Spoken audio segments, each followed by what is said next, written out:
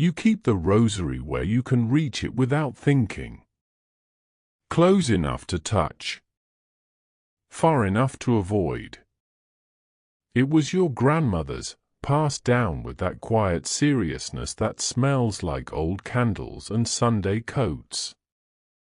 You've carried it through hospital corridors where fluorescent lights made every prayer feel small. You've clenched it at funerals when grief made language useless. You've run the beads in the dark when anxiety wrapped your throat and whispered its favorite lie, "You're not safe." Your fingers still know the pattern. They move like a habit your body learned before your heart could argue. But if I asked you for the kind of honesty that stings, if I asked you when the last time you prayed and believed something shifted, you'd hesitate. Quick moment. Click subscribe button now. Drop a comment with where you're watching from and share your thoughts and prayers. Because lately the rosary has felt like plastic. Not because it's fake, because you are tired. Your mouth says the words while your mind drifts to bills, unfinished texts, the fight you replay in the shower, the worst-case scenario you rehearse like a nightly ritual of its own. You finish the prayers and feel one thing, relief that you're done. And then life piles on like it heard your amen and decided to test it. Your phone lights up. A message from your sister, Dad's blood pressure is worse. They might admit him. An email you don't open because you already know what it says, final notice. A missed call from your husband, again, because the house has been cold since the last argument, and neither of you wants to be the first to soften. You grip the rosary like it can hold the whole world together. But the room doesn't feel protected. It feels thin, like the walls are listening. That's when you hear your child in the hallway. Small steps. A pause. A whisper that doesn't belong in a safe house. Mom. I don't like the dark anymore. You want to tell him it's nothing. You want to tell yourself it's nothing. You want a simple explanation, stress, grief, imagination, too much news, too little sleep. But something in you won't settle. Not panic, something colder. Like a countdown you can't see. And then your screen shifts, an old saved video you don't remember saving. It autoplays without your permission, like it's been waiting for the moment you run out of excuses. A calm voice comes through, firm in a way that feels almost unfair. Time is running out, it says. Your rosary isn't working because you're using it wrong. Your first reaction is offense. Who talks to people like that? Your second reaction is worse. Exposure. Because the real terror isn't a monster in the hallway. The real terror is the possibility that your home has been unguarded, not because God abandoned you, but because you've been praying like a person who doesn't expect him to move. Like faith is a background sound you keep on low so no one thinks you're dramatic. The voice continues, blunt as a door slamming. Do the 7 things. Start tonight. And you realize, whether you want to admit it or not, this night is not going to end the way the other nights ended. Not with you performing a routine and returning to worry. Not with you whispering prayers like apologies. This is where Mara's story begins, in a city where faith has become background noise, and a woman who has prayed for years is about to learn the difference between holding beads and holding the center. This is where Mara's story begins, in a city where faith has become background noise, and a woman who has prayed for years is about to learn the difference between holding beads and holding the center. Your name is Mara. And if anyone asked, you'd say you're fine. You say it the way people say it when they're trying not to make their own life feel heavier by naming it out loud. You say it while standing at the sink, rinsing the same mug you used this morning, watching the water run as if motion counts as progress. You say it while your phone fills with notifications you don't answer because each one feels like a hand grabbing your sleeve. But the Rosary doesn't care what you tell people. It sits where you left it, patient, small, familiar. It belonged to your grandmother.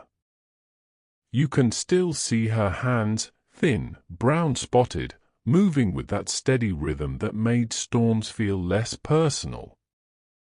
She didn't pray like someone hoping for luck. She prayed like someone reminding the world who was in charge. Even when money ran thin. Even when the family argued. Even when the news got loud and the future got ugly. As a kid, you thought the beads were magic. Not in a childish, fairy tale way, more like a rope. Something that reached from your living room to somewhere above the ceiling, somewhere unbreakable. Your grandmother would press the crucifix into your palm sometimes and say, "Hold on. Don't let go." You didn't understand what she meant, but you understood her tone. This mattered. And you grew up and learned the prayers properly. You learned the mysteries. You learned the rhythm. You learned when to whisper and when to speak. You learned how to pray in hospital corridors without looking like you were falling apart. You prayed it at funerals when grief was too big for language. You prayed on your knees the night your father had his first scare, when the word stroke landed in the room and refused to leave. You prayed in the dark when your son was a newborn and your body was wrecked and your mind was a panicked animal that wouldn't sleep. You prayed it so many times that the words lodged in you like a song you can't forget, even when you wish you could. And that's the strange part. Your fingers still know the beads. Your lips still know the rhythm. But somewhere along the way, your heart started walking away mid-prayer like a person slipping out of a boring conversation.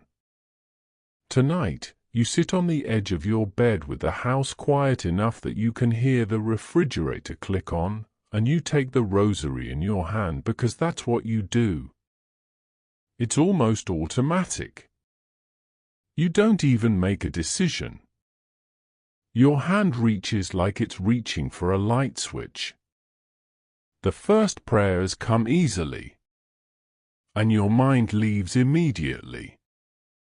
It goes to the grocery list, the cost of eggs, the message you should have answered earlier, the thing your husband said last week, sharp, tired, unfair, that keeps replaying like a bad clip you can't scroll past. It goes to the bank account. It goes to your father's medical results. It goes to the quiet, humiliating fear that you're one emergency away from not being able to hold things together. You keep praying anyway, because you've learned how to do that. You can pray while thinking. You can pray while worrying. You can pray while bracing for impact. The Rosary has become the background soundtrack to your anxiety, as if two voices can occupy the same space and not fight. But if you were honest, brutally honest, you'd admit what you try not to admit. When was the last time you prayed the Rosary and believed something changed? Not felt comforted for a minute. Not calmed down enough to fall asleep.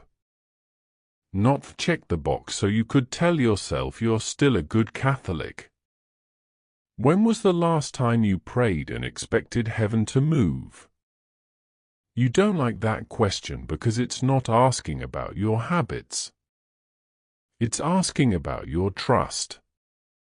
And trust is where you've been leaking. The Rosary is finished. You reach the end like you always do. Amen. You kiss the crucifix because that's the proper ending, because that's what your grandmother did, because that's what you were taught. And then the silence comes. Heavy. Not peaceful. Just empty. You stare at the beads like they're an object that used to mean something in your life, like a photograph of a person you loved whose face you can't quite remember now. The shame of it rises fast and you push it down because you don't have time to fall apart. You don't have time to question your faith like a teenager. You're a mother. You have responsibilities. You have to get up tomorrow and function. So you do what you've been doing lately.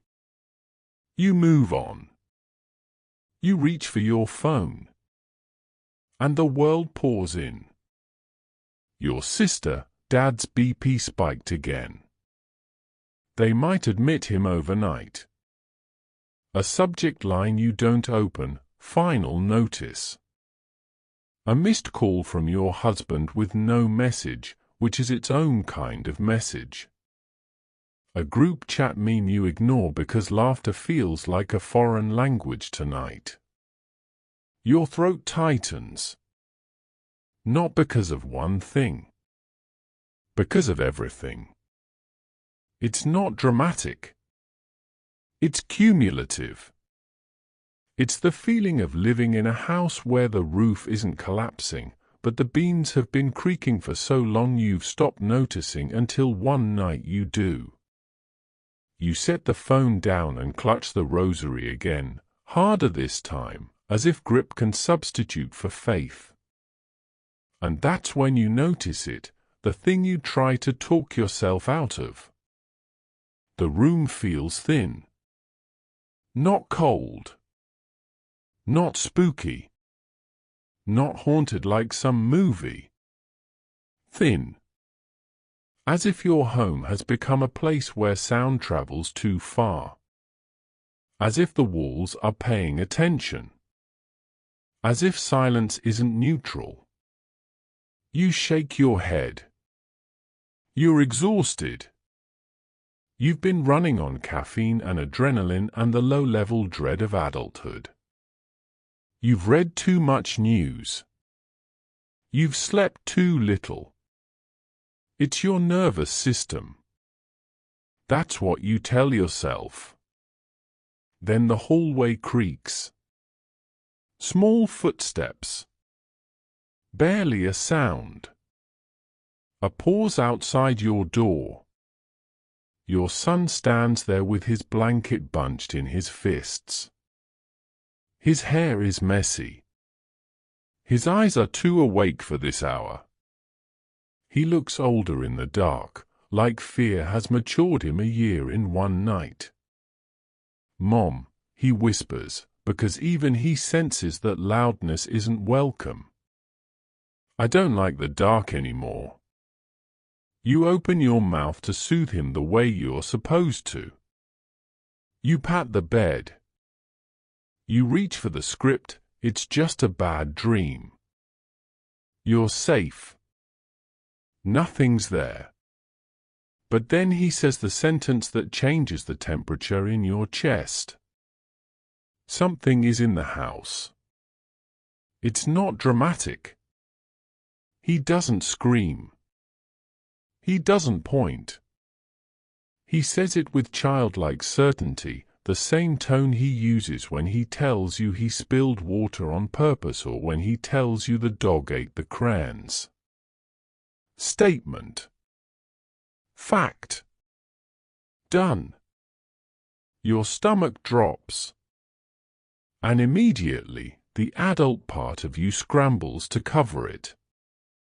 Sweetheart, you say gently, too gently, the way you speak when you're trying not to reveal your own fear.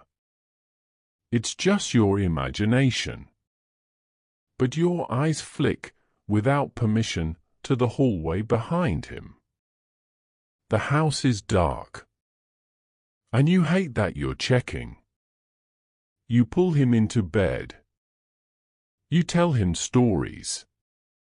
You stroke his hair. You do everything right. You put on the soft voice. You become safe. Still, even as his breathing slows, your own body stays alert. Because this isn't the first strange thing this week. It's a pattern. A string of near misses you can't explain. The car that almost hit you at the crosswalk. The pan that fell from the shelf for no reason. The argument that erupted from nothing and lasted all day like a storm that refused to move on. The way your husband's face has hardened lately, not cruel, just shut. The way your father's health keeps sliding. The way you've been waking up at 3 a.m. with your heart racing like it heard something you didn't. None of it is proof. None of it is Hollywood. But all of it together creates something you can't measure. A countdown you can't see.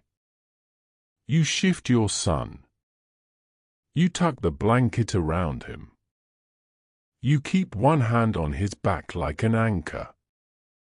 And with your other hand you feel the beads again, one by one, as if you can count your way back into certainty. That's when your phone lights up again. Not a call. Not a text. A video. It autoplays, as if your thumb hit it by mistake, as if your device decided you needed it. The screen glows in the dark and for a moment you consider turning it off because you can't handle one more thing. But the voice begins, calm, firm, almost ruthless. You've been holding a weapon like it's a decoration, the voice says, steady as a nail driven into wood. Time is running out. Your jaw clenches. Your first instinct is anger, hot and protective. Who is this? Who says that to people? The voice doesn't soften. Your rosary isn't failing, it continues. You're praying like someone who wants comfort, not change. Like someone who wants God's help but refuses God's rule. You feel that sting behind your eyes, the kind that comes before tears, not because you're sad, but because you've been seen too clearly. You glance at your son, asleep now, his face turned toward you, trusting you with a trust you don't feel worthy of. And the thought you've been avoiding rises up, undeniable. If your home feels thin, it isn't because darkness is stronger than God. It's because you've been living like your home is neutral ground. You've been praying quietly, politely, almost apologetically, like faith is a private hobby you keep tucked away so it doesn't inconvenience anyone. You've allowed the center of your home to become your phone, your TV, your calendar, your stress. You've let fear speak out loud while prayer stayed a whisper. You've been faithful in the way that doesn't cost anything. And deep down, you've sensed it. You've sensed that routine without presence isn't harmless. It's corrosive. It slowly hollows the meaning out of everything until even holy words feel like air. The voice on the video continues, as if it's answering the excuse forming in your mouth. You don't need more information, It says, you need obedience. 7 changes. 7 actions. Do them. Start tonight.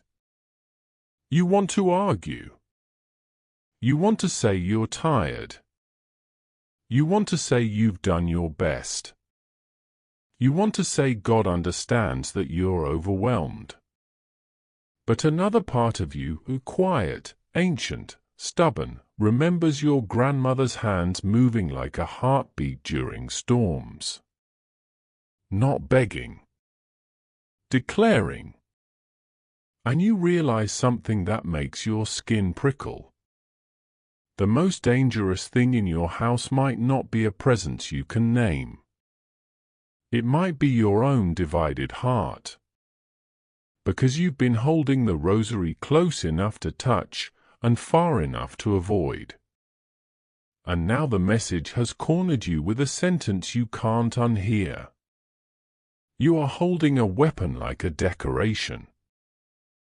The sentence hangs in the air after the video ends, like smoke that refuses to clear. Mara sits very still on the edge of the bed, rosary wrapped tight in her fist, her son's small back rising and falling beside her. The house is quiet again, but it isn't peaceful. It's the kind of quiet that follows a confrontation when nothing has been resolved, only exposed. Her first impulse is to reject it. Who is this man? What does he know about me? About my life? But the next impulse is worse, because it's honest. He's not wrong. She has been praying like someone tapping a locked door and then walking away before it opens. Like someone who wants the comfort of religion without the inconvenience of surrender. Like someone who asks God to bless what she's already decided. The rosary beads press into her skin. She can feel each one, smooth and familiar. And for the first time in a long time, she realizes she has been using them like a shield against anxiety, not like a bridge into God. Her phone buzzes again. Not a message. The video restarts at the beginning as if it's waiting for her to stop arguing and listen. 7 things, the voice says. Not tricks. Not superstition. 7 changes that strip away illusion. Mara's mouth goes dry. She looks at her son. Then in the dark hallway. Then at the rosary. And she hears herself whisper, not to the video, not to the room, upward. Fine. It comes out like a challenge. Show me. Her first instinct is to start praying immediately. That's what she always does when she's scared, launch into words. Fill the air. Fill the silence. Cover the dread with a blanket of Hail Marys and Our Fathers like stacking sandbags against a flood.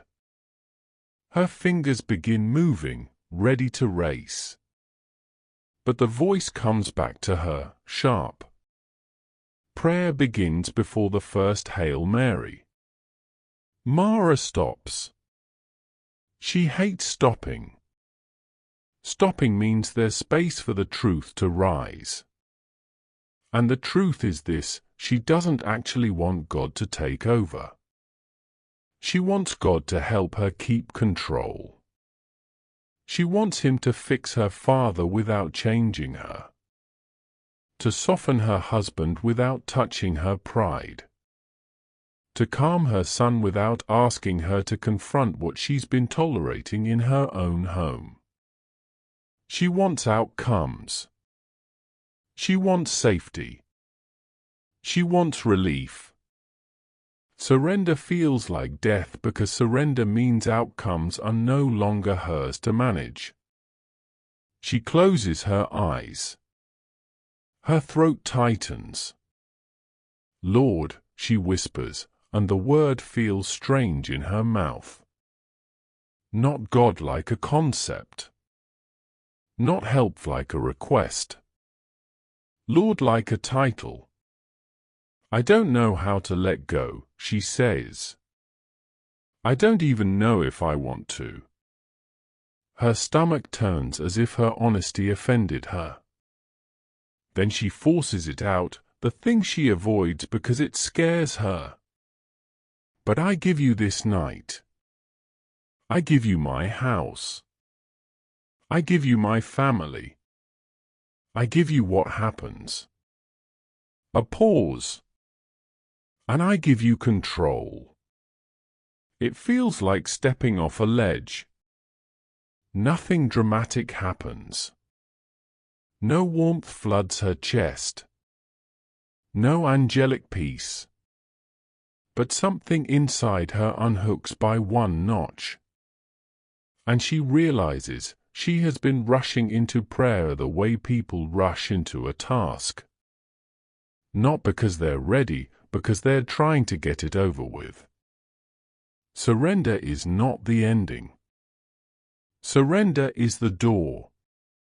Mara usually prays sitting up in bed, back against pillows, phone nearby, comfortable enough that her mind can wander without consequence.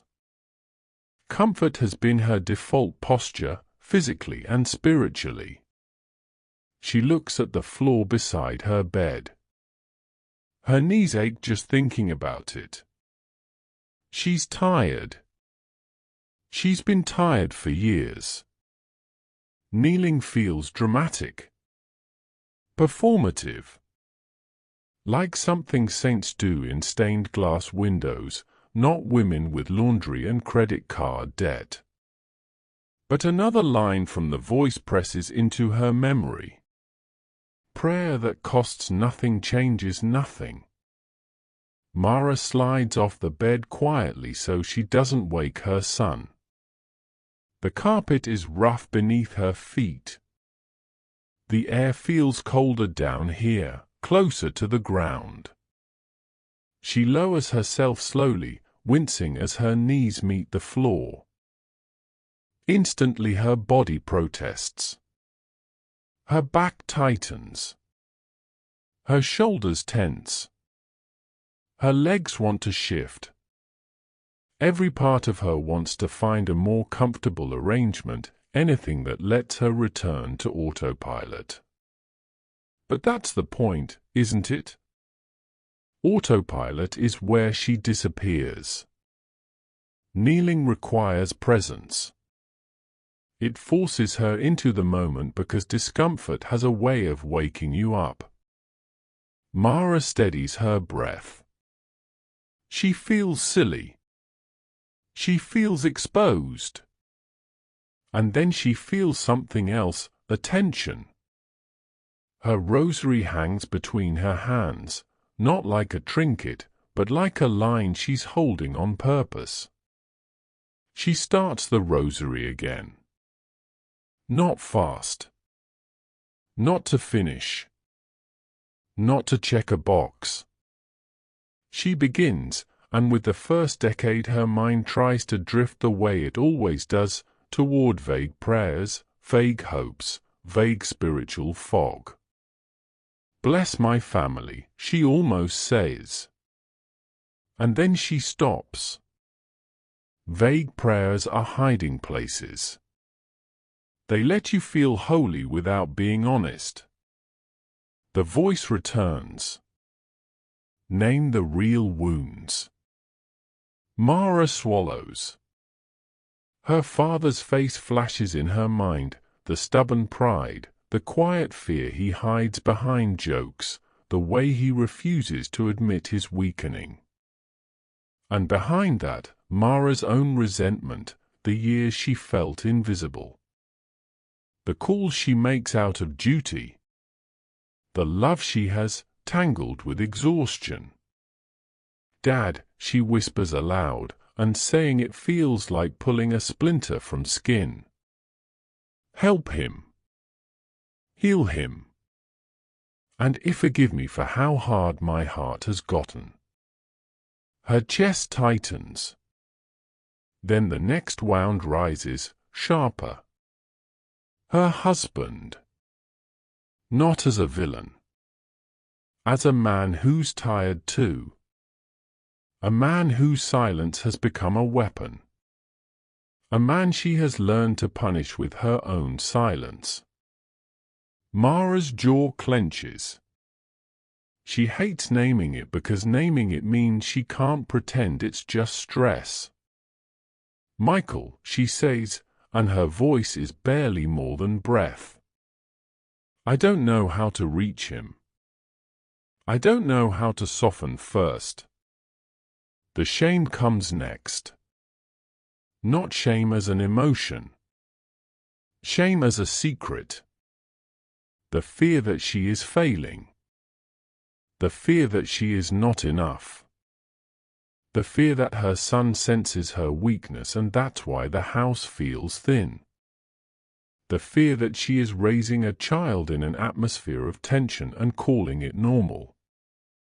Lord, she whispers, I'm afraid. Saying it aloud makes her eyes sting.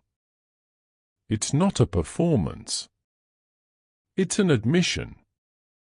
And she realizes something unsettling. Darkness thrives in what stays unnamed. Naming doesn't solve everything. But it stops the bleeding from hiding. Mara has always prided herself on finishing the Rosary.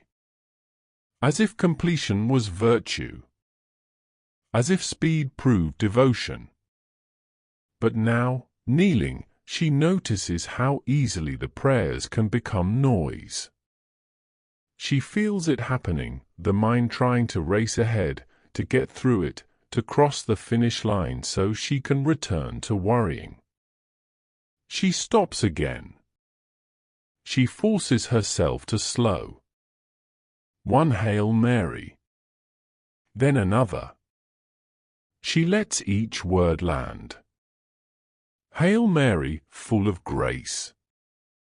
She pauses. Not because she forgot. Because she's listening.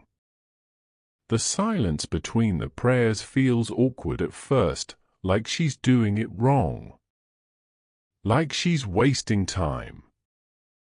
Like heaven is tapping its foot. But slowly the silence shifts. It becomes weight, not emptiness. A space where her heart finally has room to show up. Mara realizes she has been offering God word counts. Like that's what love is.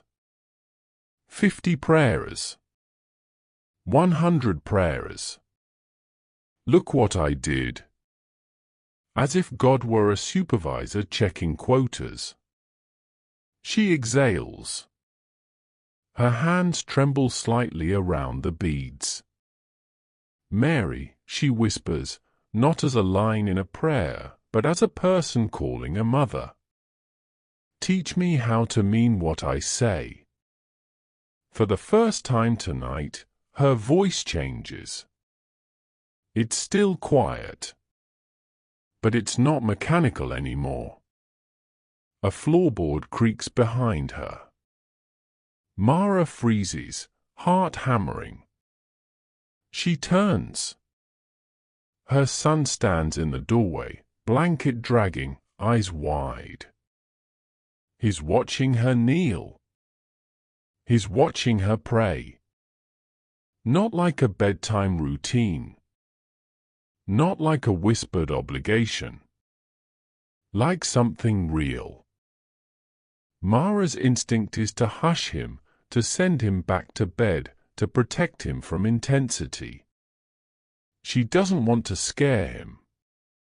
She doesn't want to look extreme. Then she remembers, she has been hiding her faith like it's embarrassing. Silence has not made her home neutral. Silence has given other voices room. Fear. Division. Resentment. Cynicism. Mara keeps praying, but she shifts. She speaks aloud, and not loud, not theatrical. Firm. Clear. Like she's claiming the space. This house belongs to God, she says, and the words surprise her with how natural they feel. We are not alone. Her son's eyes blink, as if he recognizes a language he forgot. Mara doesn't turn this into a lecture. She doesn't preach. She doesn't explain. She simply prays in a way that can be heard. And something about it changes the air. Not because the walls vibrate. Because she is no longer apologizing for God's presence. When the decade ends, Mara rises carefully, joints stiff, and walks to the living room. Her son follows, silent. The apartment is dim, lit only by the kitchen nightlight and the glow from the street outside. In the center of the room is the television, dark now, but dominant even when off. The coffee table holds a remote, scattered mail, a half-empty water glass. This is the center of her home. Convenience. Noise. Distraction. Nothing sacred is visible. Mara opens a drawer and pulls out what she hasn't touched in months, a small crucifix from her grandmother's things. A candle she bought and never lit. An old image of Mary tucked into a book. She sets them on a small corner shelf near the window, nothing fancy, nothing dramatic. But intentional. Her son watches. Is that for God? He asks, unsure. Mara nods. Yes. Not because God needs decor. Because Mara needs training. The heart follows what the eyes are reminded of. She strikes a match. The flame flares, then steadies. The candlelight is small. But it changes the room. Not superstition. Vigilance. A quiet declaration, God is not a weekend visitor here. Mara returns to her knees in front of that small corner. Her son sits on the couch, clutching his blanket, watching as if he's learning the shape of safety. The rosary ends. Normally this is where Mara would grab her phone again. Check updates. Rehearse disasters. Carry fear like a duty. Tonight, she doesn't. The voice from the video comes back to her one last time. Seal it. Prayer is not a moment you have and then lose. Prayer is an order you stand under. Mara takes a slow breath and speaks words she hasn't spoken aloud in years, scripture, not as poetry, but as authority. Whoever dwells in the shelter of the Most High will rest in the shadow of the Almighty, she says, and her voice is steady now. He will cover you with his feathers, and under his wings you will find refuge. Her son's shoulders drop a fraction, as if his body understands before his mind does.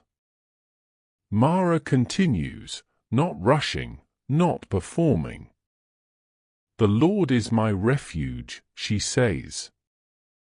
Fear does not rule this house. She looks at the hallway, at the dark that bothered her, and she doesn't glare like she's fighting a monster.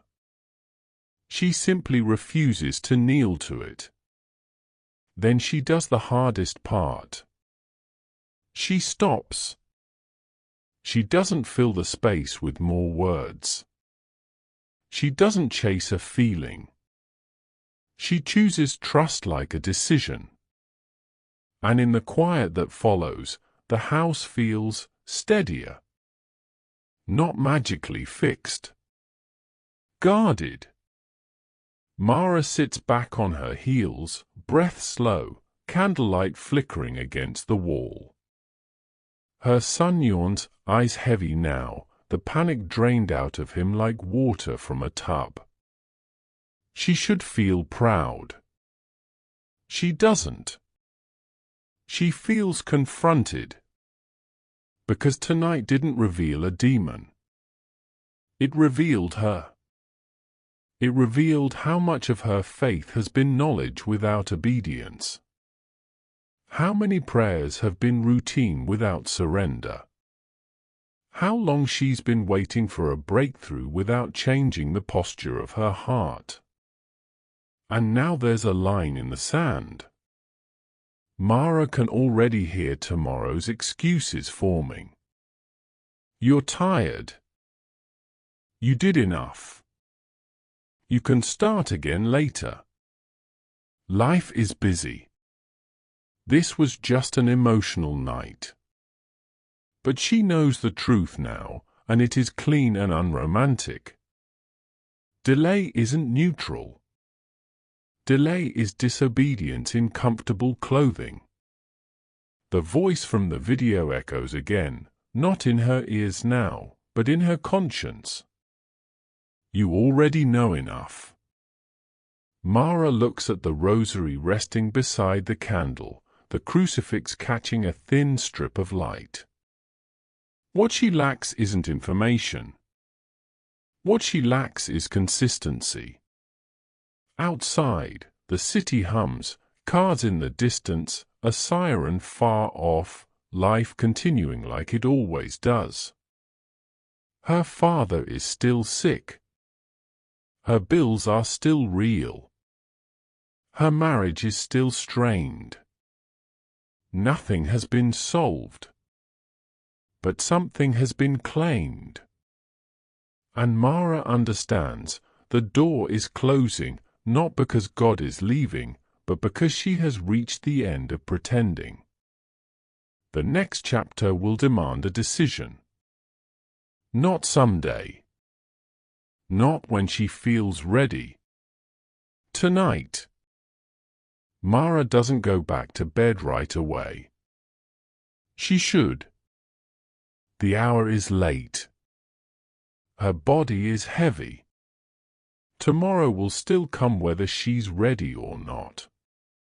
The candle on the shelf burns with a small, steady flame, and her son is half asleep on the couch now, cheek pressed into the blanket like the fear finally let him go. This is the moment when she would normally exhale and tell herself, good. Crisis handled.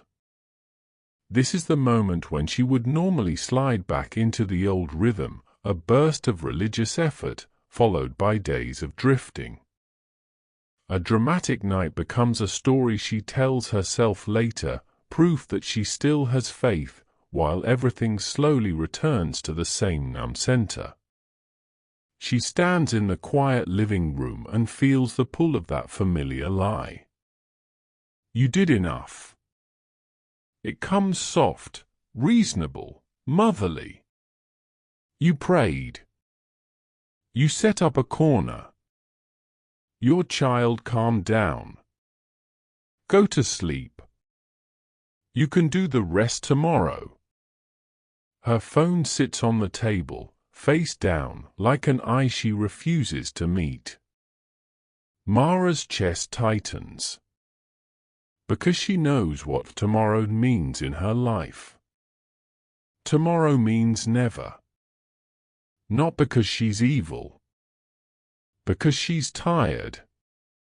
Tomorrow means the day fills up with noise, and the noise pushes prayer to the edge, and prayer becomes later, and later becomes when things calm down, and things never calm down. Tomorrow means she will keep living with the rosary close enough to touch and far enough to avoid. The voice from the video returns, not as a sound now, but as a pressure in her conscience. The door is closing. She rubs her forehead, exhausted. I can't do this every night, she whispers, as if God is a manager assigning impossible tasks. Her eyes flick to the hallway. To the bedroom where her husband is asleep, maybe. Or pretending to be. The silence between them feels like a third person in the house. She imagines her father in a hospital bed. She imagines another bill. She imagines another fight. The anxiety tries to spool up again, eager, practiced. Then the excuses come, one by one, like familiar guests. I'm too tired. I don't feel strong enough. I don't know what I'm doing. What if nothing changes? What if this is all in my head? What if I look ridiculous? Mara looks at the rosary on the shelf by the candle. And for the first time, she understands the cruel comfort of excuses. They keep you from failing by keeping you from obeying. They let you remain safe in indecision. But she also understands something else now, something sharper. Strength is not what you bring to obedience. Strength is what obedience produces. She inhales slowly. Then she does the simplest, hardest thing. She chooses. Not a feeling. Not a mood. Not a spiritual high. A decision. Mara walks to the prayer corner and kneels again. Her knees immediately protest. The ache is sharper now because the adrenaline has worn off. Her back tightens. Her mind complains. This is too much. You already prayed. God understands. You're exhausted. She doesn't argue with the thoughts. She doesn't wrestle them into silence. She lets them be there. And she kneels anyway. Her son stirs on the couch, watching through half-lidded eyes. Mom, he murmurs. I'm here, Mara whispers. Not to him exactly. Not only to him. To the room. To herself. To God. Her hands close around the rosary. She feels the beads, each one a small anchor. And the last excuse rises, the most persuasive one of all. You don't feel anything. If you don't feel anything, it isn't real. Mara swallows. Lord, she says quietly, I don't feel strong. I don't feel holy. I don't feel anything the way I used to. She pauses. But I'm here. That's the dismantling. Not fireworks. Presence. She begins the rosary again, but this time it's different. Not because her life has changed in the last hour. Because she has stopped negotiating. Her voice trembles at first, not from drama, from fatigue. From the unfamiliarity of speaking her faith aloud with no apology. From the weight of meaning returning to words that had become habit. She moves through the first decade slowly. Her knees ache. Her shoulders burn. Her mind tries to drift and she brings it back, not with force, with discipline. Like turning your face toward the light again and again. When she reaches the place where she normally rushes, the familiar phrases that slip out without thought, she stops and lets the words land. And she names the intentions again, but with more precision.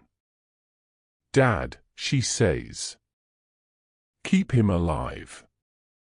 Keep his heart steady. Give the doctors wisdom."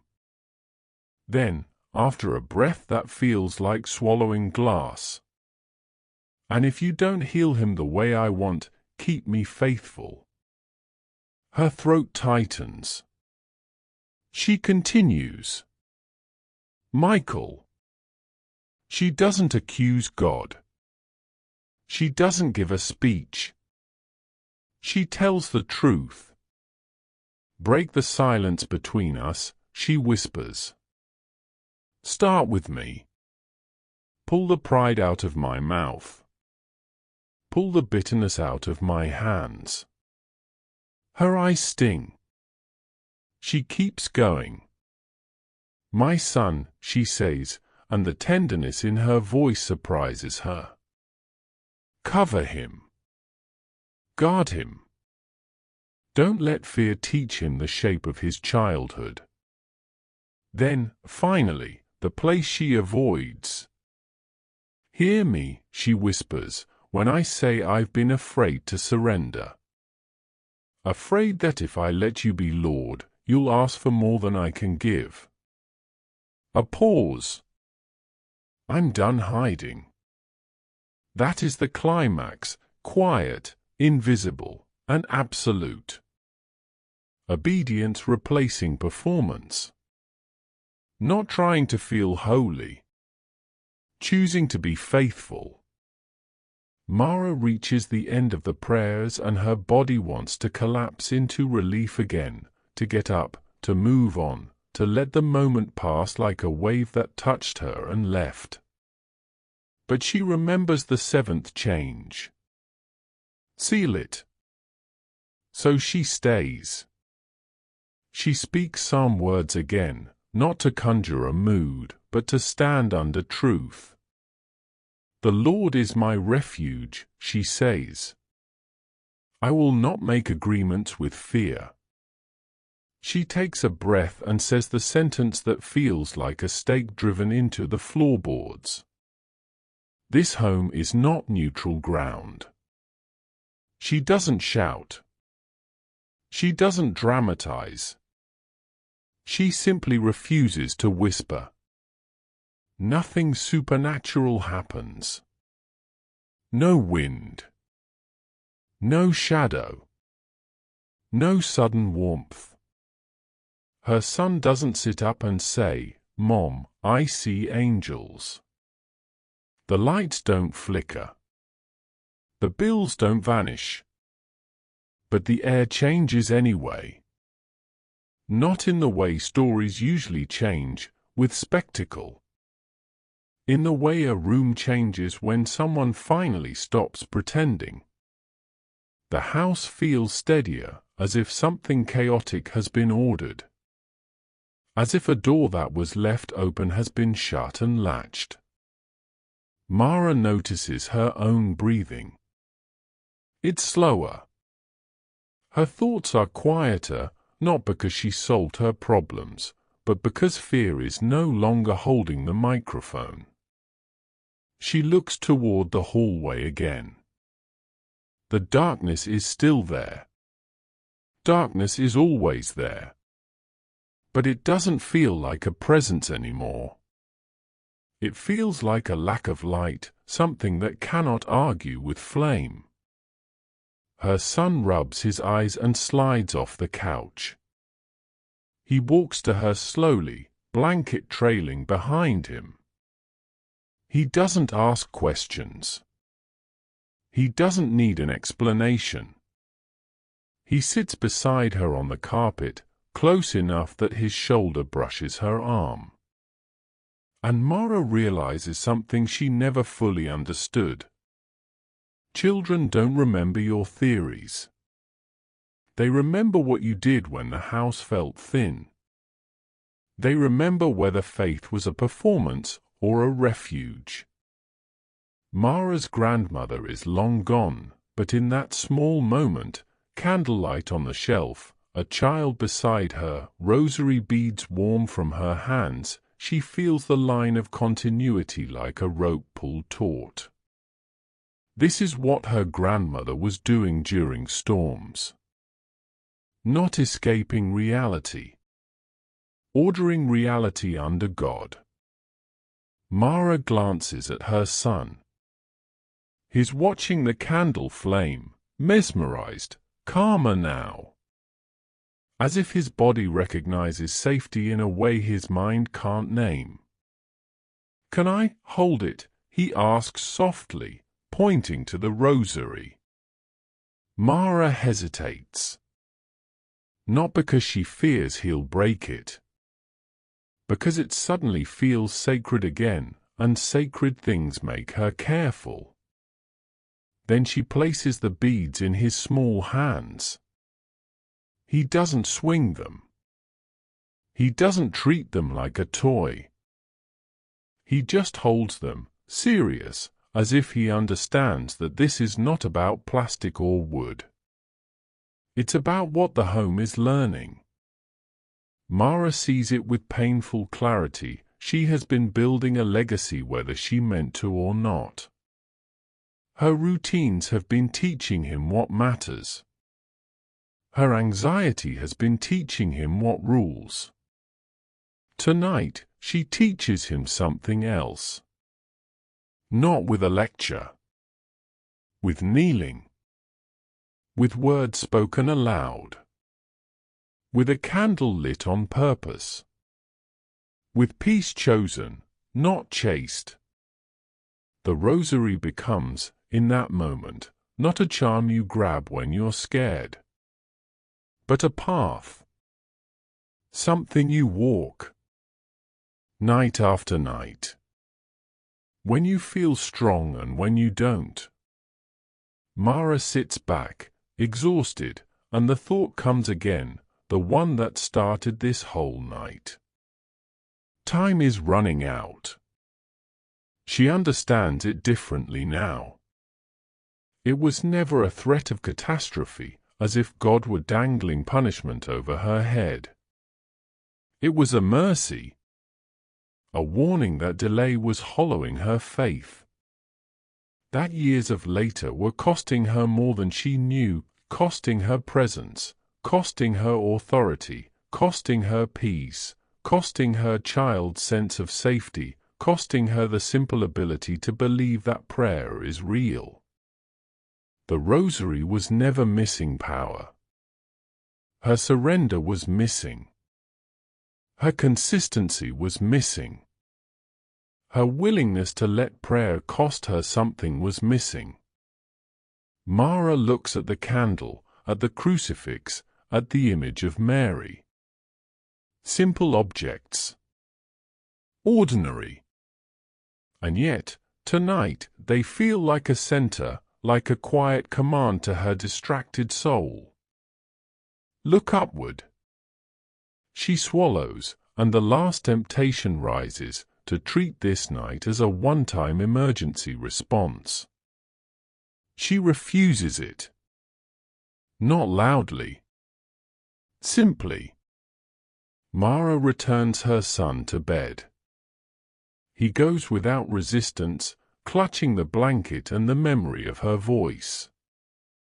He turns on his side and, before sleep takes him, he whispers, "The house feels better." Mara stands there for a moment, hand on the doorframe, feeling something she hasn't felt in months. Gratitude without hysteria. She walks back to the living room. The candle is still burning. She picks up the rosary again. In her hands, the beads feel heavier, not with superstition, but with meaning. With responsibility. With history reclaimed. She doesn't feel a rush of emotion. She feels something sturdier. Order. She whispers a final prayer, not to add more words, but to end the night correctly. "Lord," she says, "I'm not waiting anymore." Then she blows out the candle. The room darkens, but it doesn't feel thin. The silence after prayer is not empty now. It is guarded. And as Mara turns toward the hallway, toward her marriage, her father, her bills, her unfinished life, she carries the rosary the way her grandmother did. Not like decoration. Like something real. Begin tonight. Do not waste what you already hold. Before you go, kindly subscribe. It helps the channel grow and guarantees you never miss the next release.